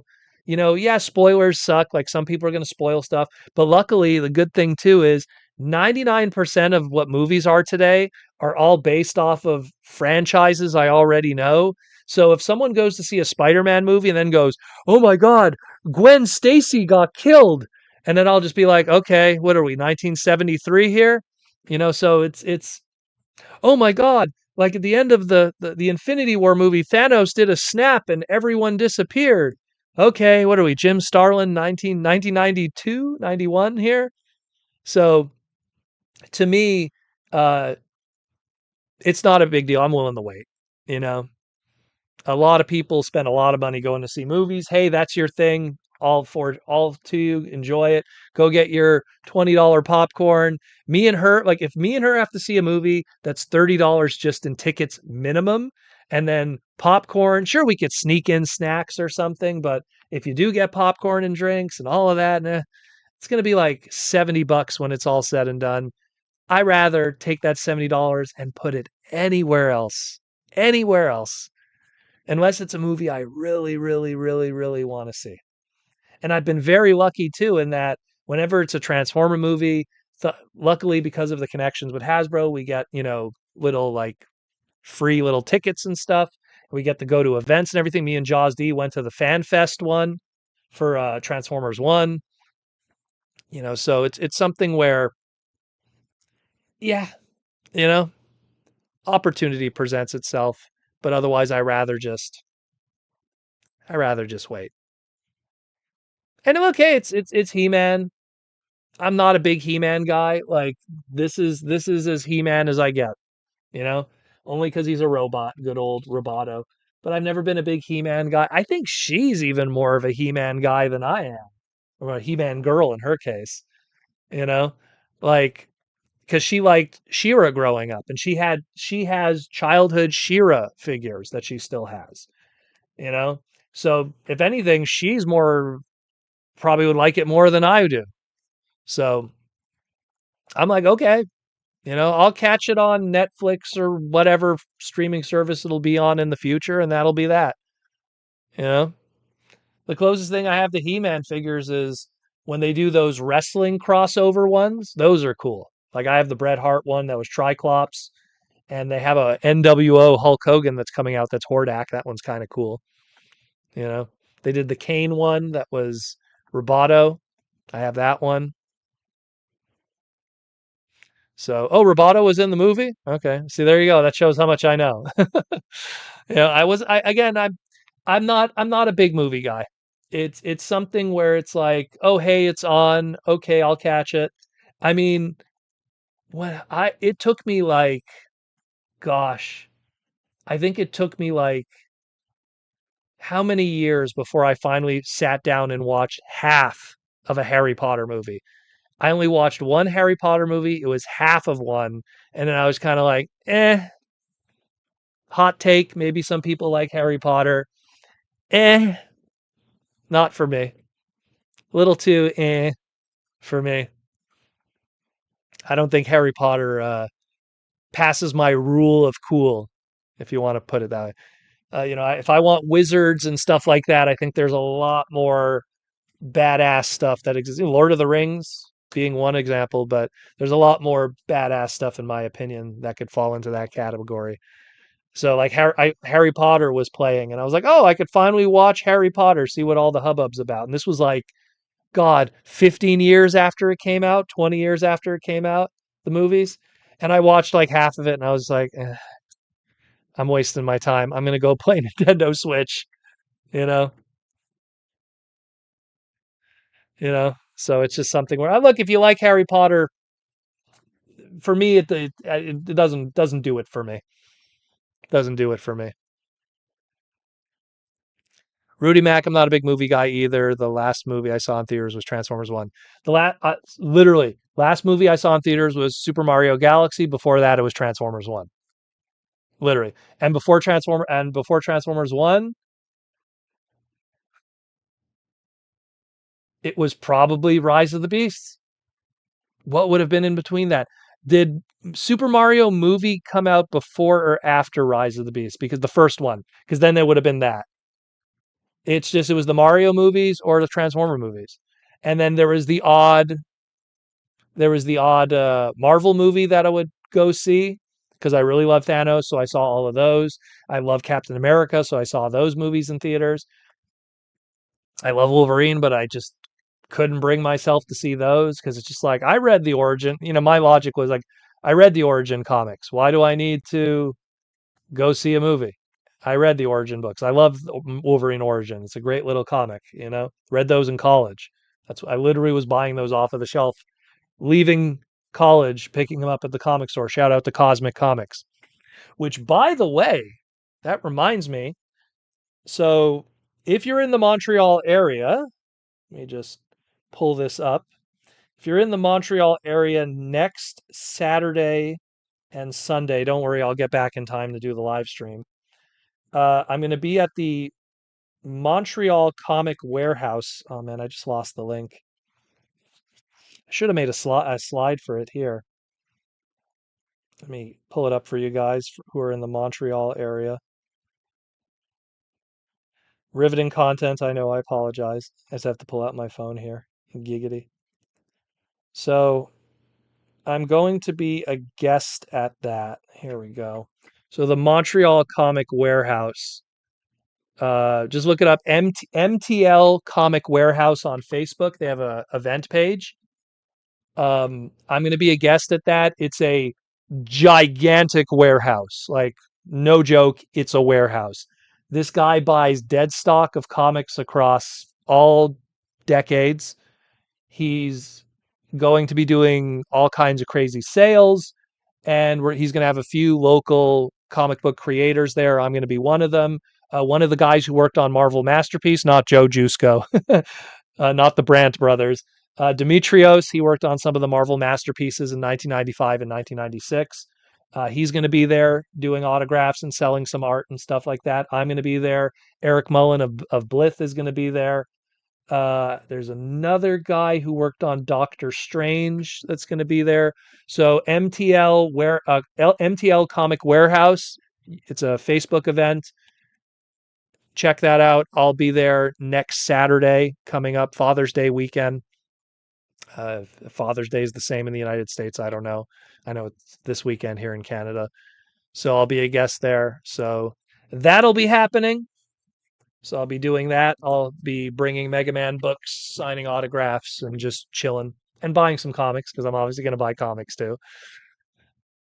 So there's that. Did I get all the Hot Rod Skybound covers? Unfortunately not. I have some. I mean, there was a few incentive covers that unfortunately I didn't get. There was a few. What they'll do, the unfortunate thing with Skybound is they sign store exclusive covers. That's why like one issue of Transformers will have like 30 different covers, and like 25 of those 30 covers you can't get in stores. You'd have to go to it's Mile High Comic exclusive. It's a New York Comic Con cover exclusive. It's a this exclusive, that exclusive. Oh, it's this, no joke, Whatnot bidding exclusive. They'll have 100 copies of this cover for Skybound, and you could only win it if you were part of their Whatnot auction service. Like, hey, we're going to be doing all 100 auction. So some of those are really tough to get. And that's a real thing, by the way. I think Top Shelf was the company that did those, or Top Comics or something. So some of those covers are really tough to get. I am not in the mood to spend $50 to $100 for a variant cover for a comic I already read that came out in 2026. If I'm going to spend $100 on a comic, how do I not own some important historic comic books that are key issues instead? You know, I rather own First Appearance of Domino, or I'm trying to think of another $100 book, you know, First Appearance of, Miss Marvel, although I own that, but, you know, or some like key books from She-Hulk or something. Like, there's so many other books that, or this variant cover that just so happens to feature Hot Rod on it because it's Void Rivals. So I'm very like particular with that. With when it comes to like where you spend your money, that's where my brain always is. James Hobson, the price tag on going to the movies is what keeps me from going. Well, that's another thing too, James. James, I'm with you on that one. Like, for me and her to go to a movie theater starts at $30. It starts at 30. Or I could take that $30 and we could go have a nice meal, like a good sit down meal, and just talk. And that's just as entertaining for the two of us. Me and her, like, the cool thing with her, and this is a little bit of relationship advice. You want to know if you're with the one, go take a 5-hour car ride somewhere and see if you could just spend time with that person in a car for 5 hours and see if you could keep each other entertained. Me and her will get in a car and take a small day trip somewhere, and we'll drive like 4 hours somewhere, and we'll just listen to the same music that we both like, talk, like, so it's something where for me, I rather take that $30 and go have all you could eat sushi. You know what I mean? And just do that. That's more fun, in my opinion, than going to a movie and then we both sit quietly and watch it, and then we walk out of the theater and go, well, there goes those $30. Are you going to go buy the gimmick cup for said movie popcorn bucket? No. How much was the popcorn bucket? Also $30. No, thank you. So, no, thank you. Again, money better spent elsewhere. I always say that we trade our time for money. That's how we get money, most of us. We trade our time to get money. And sometimes if you look at something and you go, if you're getting paid minimum wage, like 2 hours of my life, you know, it's like, imagine if everything had that as price tags: 2 hours of your life, 4 hours of your life, 8 hours of your life, you know, it puts it in perspective a little more. Trust me, it really does. It really does. Patrick Brown, I feel like talking as a love language is being lost. Everyone is so stuck in their phones. Well, I'm a kind of person that, like, and I've showed you guys before, I don't even put social media on my phone. I download social media the week before I do TFCon, the USA shows, and San Diego, only because it's my only way to communicate properly, because otherwise it would be long distance, and I don't want to have to pay long distance fees as a Canadian trying to call. I mean, I talk with the guys at Symbiote Studios and I'm like, look, you could text me, but it's going to be long distance, for me. So it's something where you have to control that stuff, you know? And a lot of people are addicted to their phones. They really are. Like, they are addicted to their phones. The moment I walk away from this computer and this laptop here, the moment I walk away from it, that's it. That's the end of my social media for the night. That's why sometimes people will message me on Discord and I won't reply to them until the next day. And it's not that I'm ignoring them. It's just I'm not at the computer. I do my stuff in front of the computer, and when I walk away from it, I walk away from it. If it's an emergency, I tell people, text me. Like Pulse Dragon, who's a regular in the chat, who I do conventions with, like I always tell him, if you need to message me, send me a text message, because I'm not going to get it on Facebook. I'm not going to get it on Discord or anything like that. I'm not terminally online like some people are. You would think, like, all the content that I make with the podcast and all the stuff, you have to have like a balance with that. Patrick Brown, I already read that one. T-Formers 2002. That sounds like a Gundam collection in different build times. Oh, well, yeah, that's a whole other story. You're buying a master grade Gundam model kit, and it's like the master grade is $60. So that's 4 hours of time. And then you add the other, well, a master grade kit, you could build that in 4 hours. If it's a basic one, if it's not too crazy, you could build a master grade in 4 hours. But yeah. Time is way more important than money. As you get older, especially that. Look, I'm in my 40s, and you start to appreciate, you know, more like the quality of where you put things. That's why I always tell people, do conventions, because conventions give you experiences and memories that the purchases won't. It's like, oh, I can't do TFCon, I can't afford it. While I'm going to spend $400 on Transformer toys. Hey, that's great. Transformer toys are awesome. But try to figure out a way to go to a con, because those are experiences. And look, you guys that are on, you could take a million photos and have all those memories that you could look back on. They're so cool doing conventions. And look, and when you're at conventions, think about it. Don't spend $400 on Transformer toys. Go to TFCon and buy one cool Transformer toy, and you'll have more of a memory. You'll look at that toy and you'll have a memory of it. Like, wish I had a good example. Where is that one that Aaron gave me? Oh man. Like you have memories of like all these different like conventions when you look at the toys that you bought at those cons. You know, To me, that's always way better. Way better. I rather spend money on hotels and flights and go to conventions than do that. And trust me, it's going to suck later on because some people they go, "Oh, I'll go to conventions later." And then you're like 50 and you still haven't done a convention yet. Trust me, when you're 50, you're not going to be able to do conventions anymore. Your body physically will not be able to want to do it. You're not going to want to walk around. You're not going to want to stand behind booths. You're not going to want to take long plane flights and then wait at hotels and all this stuff. You're just going to be like, "Ugh, I'm too old for this." There's this great photo.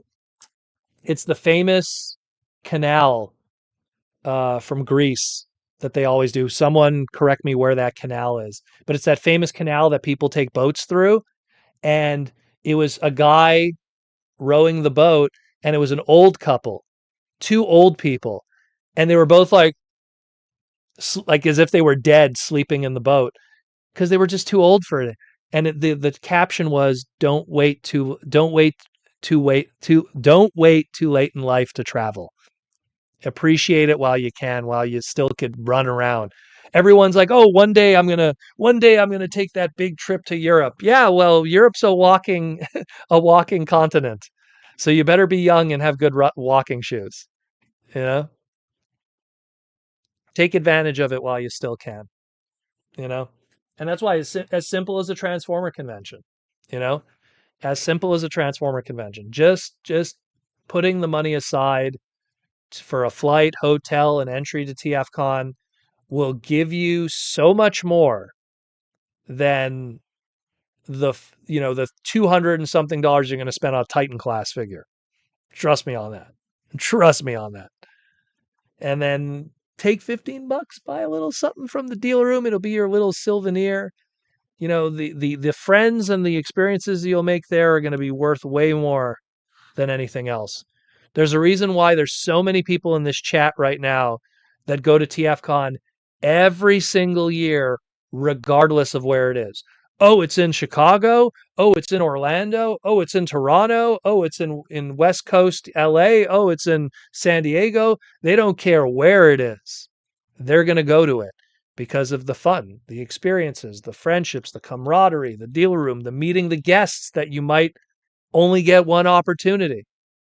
Here's this one guest, you never see him again. TFCon Toronto coming up. Brent Miller is going to be there. The voice of Hotshot. He has never done a Transformer convention, BotCon, TFCon, or otherwise. He's never done a Transformer convention before. This is the first time Unicron Trilogy kids could see the voice of Hotshot and meet him and get autographs and get him to sign things.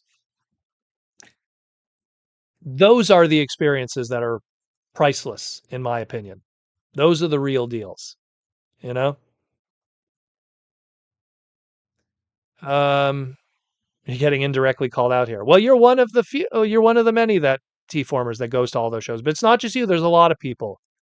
There's a lot of people in these chats that are regulars, and that's not a negative call out. That's you're enjoying life. You have those memories, T-formers. You could pinpoint. Oh, that time in Chicago and we hung out here and like you have all those memories. While on those same weekends, people are just at home streaming services. And I'll tell you this right now, no one has their memory of binging any insert show of the time, you know? Hey, anyone, do you remember when you were watching what was called The Birdhouse and you watched all those episodes? Do you have any memories of how, cool that like no one does. It's passive. And Cringe McCringle, he's also another too. What's for dinner, Proto? We kept it simple. We just bought steaks today. Like I always try to get some kind of red meat in my diet. So I always try, what steaks are going bad at the supermarket? So meaning like you could get it 50% off if you eat it today. So I always buy steak. So we bought steak today. Steaks, yams.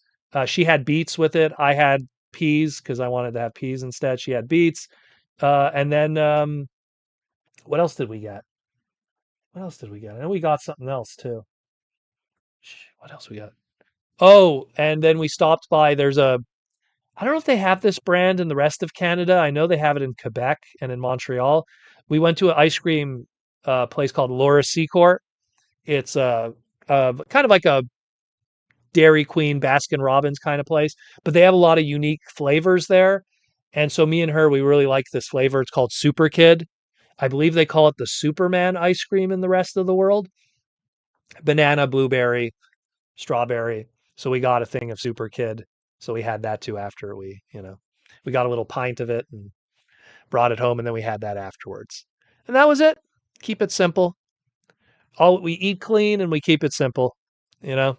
Tomorrow we might go to her mother's, and her mother always cooks a storm, but I don't know what will be tomorrow. I think we're going to her tomorrow. So, Ninjatron, haven't done TFCon USD, maybe in a few years. Ninjatron, what are you doing? Dylan, what are you doing? Come to a TFCon LA. Just Toronto, $400 plane ticket. Split the room with a bunch of people. That comes to $150. Depending on the package. Oh, what am I talking about? Colin will let you in for free. Do a panel, and you're good. You're good. Don't skip out on it. Ninjatron, when you turn 40, you're gonna be like, you're not gonna want it. Trust me. Yeah, I think it's called Superman ice cream. I think that's because in Canada it's called Super Kid, and no joke, like it has like a superhero that kind of looks like, for a lack of better explanation, Eminem the rapper with like shades, because he has like the haircut and everything, and then he's like wearing like a Superman suit. That's kind of the mascot for the Super Kid ice cream. I love it. It's really good though. Yeah, it's my favorite flavor. If you want a little Proto Man lore, me and her, we love that both. Because we both grew up in the same area, so we both have like similar nostalgia. So yeah, I believe it's called Superman in the USA and Super Kid in Canada. Laura Secord is not highbrow Ninjatron. It's in a mall. You go to any mall and it's there. Like it's like, to me, Laura Secord is just as highbrow as Baskin Robbins. Rocky, what's up? I assume that it's Rocky from Montreal. Rocky, how you doing? If it is you, Rocky, are you going to be at the uh, MTL Comic Warehouse next week with Eric and the crew? Come on down. It's going to be fun. We're just going to hang out and sign comic books and read comic books and buy comic books for 8 hours. It's going to be fun. But that'll be cool.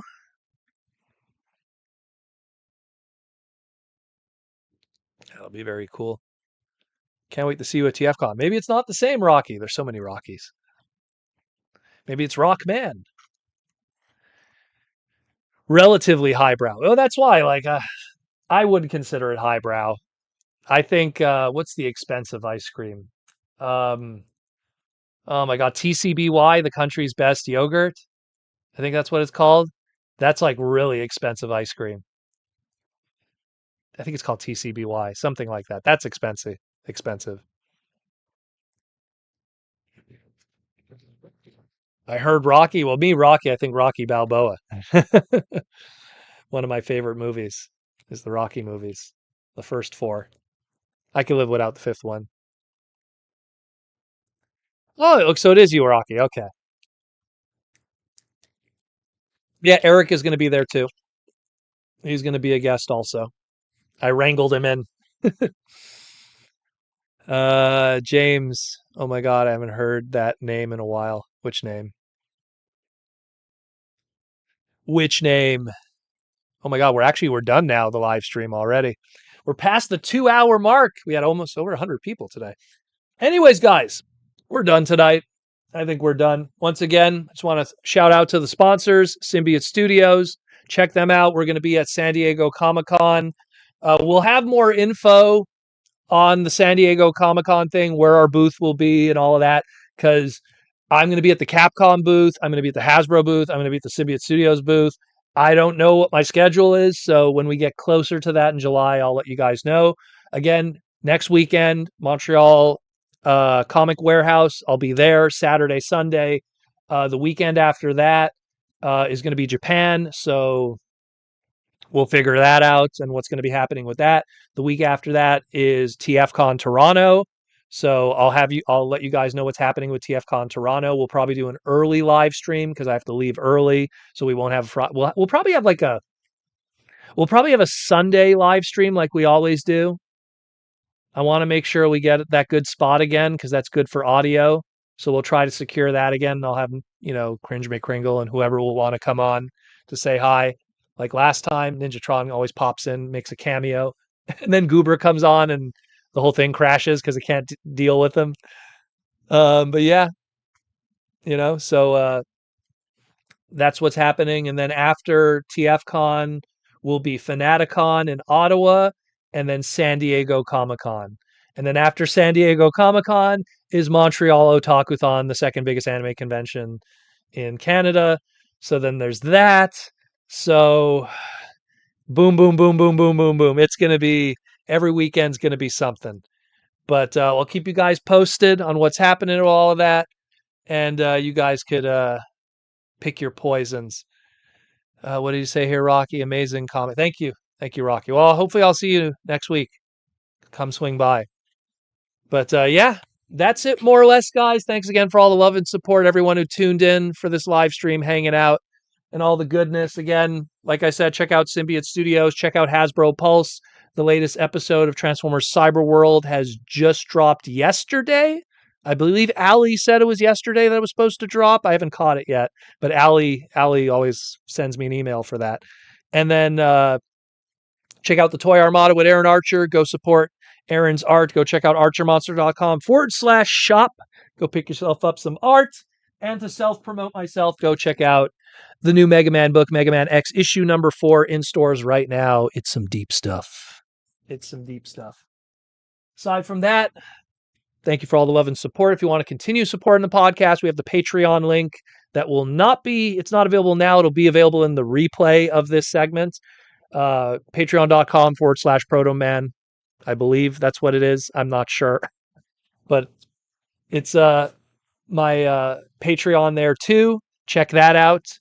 Go check that out. Go support the podcast there. Also gets you in the Discord, end credit scroll, all that stuff. Or you could be one of the beautiful green names on the side here, which are YouTube members, or you could double dip.